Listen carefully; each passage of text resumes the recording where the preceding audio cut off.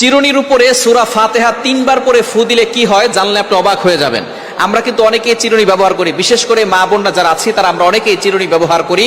আবার অনেক মা বোনদের মাথায় অনেক সমস্যা থাকতে পারে, মাথা ব্যথা হয় এবং মাথার চুল উঠে যায়, চুলের গোড়া নরম হয়ে গেছে, চুল বারবার উঠে যায়।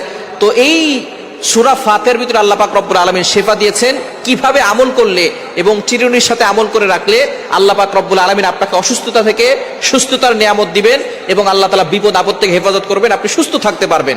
এটা কিভাবে পড়বেন আমি এখনই জানিয়ে দেব। তবে সূরা ফাতিহার ভিতরে যে শিফা আছে এটা আমরা অনেকে জানি না। কোরআনুল কারীমের ভিতরে আল্লাহ পাক রব্বুল আলামিন শিফা রেখেছেন। আল্লাহ পাক রব্বুল আলামিন নিজে বলে দিয়েছেন 15 নম্বর পারা 9 নম্বর পৃষ্ঠার 2 নম্বর লাইন, সূরা বনী ইসরাঈলের 82 নম্বর আয়াত আল্লাহ বলছেন, ওয়ানুনাজ্জিলু মিনাল কুরআন মা হুয়া শিফাউ ওয়া রাহমাতুল লিল মুমিনিন।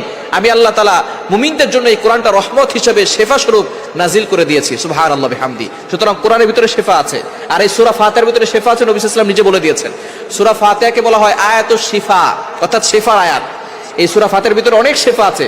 আপনার পেটে ব্যথা, আপনার যে কোনো জায়গায় ব্যথা হচ্ছে, আপনি সূরা ফাতিহা 7 বার করে পানিতে ফু দিয়ে খাবেন, দেখবেন আল্লাহ তাআলা ব্যথা কমিয়ে দিয়েছেন। আপনি অসুস্থ, প্রচন্ড জ্বর, সূরা ফাতিহা 7 বার করে পানিতে ফু দিয়ে খাবেন। অবশ্যই ইয়াকিন থাকতে হবে, বিশ্বাস থাকতে হবে যে আল্লাহ তাআলা আমাকে এই সূরা ফাতিহার মাধ্যমে শিফা দান করবে।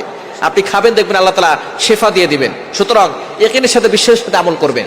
আবু সাঈদ খুদরী রাদিয়াল্লাহু তাআলা থেকে বর্ণিত, নবী সাল্লাল্লাহু আলাইহি ওয়াসাল্লাম জানিয়ে দিয়েছেন সূরা ফাতিহার ভিতরে শিফা আছে এবং সে এটাকে এক সাপে কামড় দেওয়া রোগীকে সূরা ফাতিহা 7 বার পরে ফু দিয়েছিলেন, সাথে সাথে সাপের বিষ পানি হয়ে গিয়েছিল।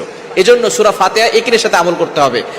তো এখন আপনি সূরা ফাতিহা প্রথমে ওযু করবেন, 3 বার দুরূদ শরীফ পড়বেন, এরপরে সূরা ফাতিহা 3 বার পড়ে শেষে আবার 3 বার দুরূদ শরীফ পড়ে চিরুনিতে ফু দিবেন।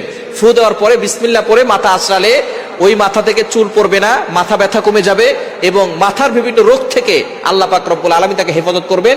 অসুস্থ থাকলে আল্লাহ পাক রব্বুল আলামিন তাকে সুস্থতার নিয়ামত দিবেন। এই জন্য অবশ্যই সুস্থতা হচ্ছে বড় একটি নিয়ামত, আর মাথা ব্যথা হচ্ছে বড় সমস্যা। মাথা ব্যথা হলে আর মাথাকে জাগিয়ে রাখা যায় না, শুয়ে পড়তে হয়। অনেক সময় দেখা যায় শুইলেও কাজ হয় না।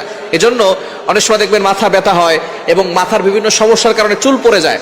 তো সূরা ফাতিহা পরে যদি চিরুনিতে ফু দিয়ে আপনি মাথা আঁচড়ান, তাহলে দেখবেন আপনার চুল পড়া বন্ধ হয়ে যাবে এবং মজবুত হবে গোড়া এবং আপনার মাথার সকল সমস্যা দূর হয়ে যাবে। আল্লাহ তাআলা আমাদের সকলকে সূরা ফাতিহার মাধ্যমে শিফা দান করুক। সকলে বলেন আমিন। চিরুনির উপরে সূরা